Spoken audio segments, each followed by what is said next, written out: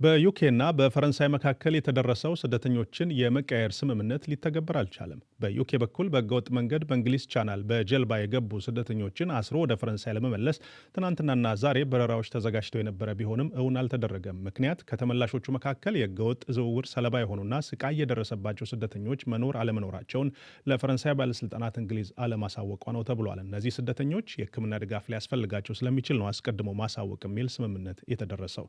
ከዚህ በተጨማሪም አንዳንድ ስደተኞች በግላቸው ተገደን መመለስ የለብንም የሚል የፍርድ ቤት ክርክር መጀመራቸው ሌላው ምክንያት ነበር። በእርግጥ ፍርድ ቤቱ ጥያቄያቸውን አልተቀበለም።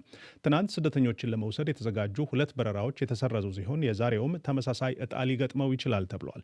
የእንግሊዙ ጠቅላይ ሚኒስትር ቃል አቀባይ መስተጓጎል መፈጠሩን አምነው እስከ አርብ ድረስ በየቀኑ ስደተኞችን ወደ ፈረንሳይ ለመመለስ የተያዙ በረራ ፕሮግራሞች ግን እንደተጠበቁ ይቆያሉ ብለዋል።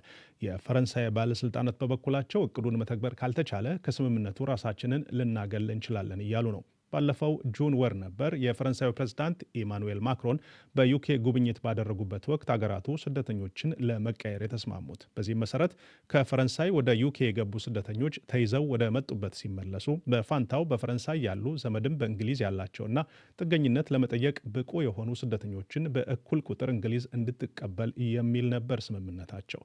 በያዝነው የፈረንጆች ዓመት እስካሁን ባሉት ጊዜያት ከ31 ሺህ በላይ ስደተኞች በእንግሊዝ ቻናል በኩል በጀልባ ዩኬ መድረሳቸውን መረጃዎች ያመለክታሉ።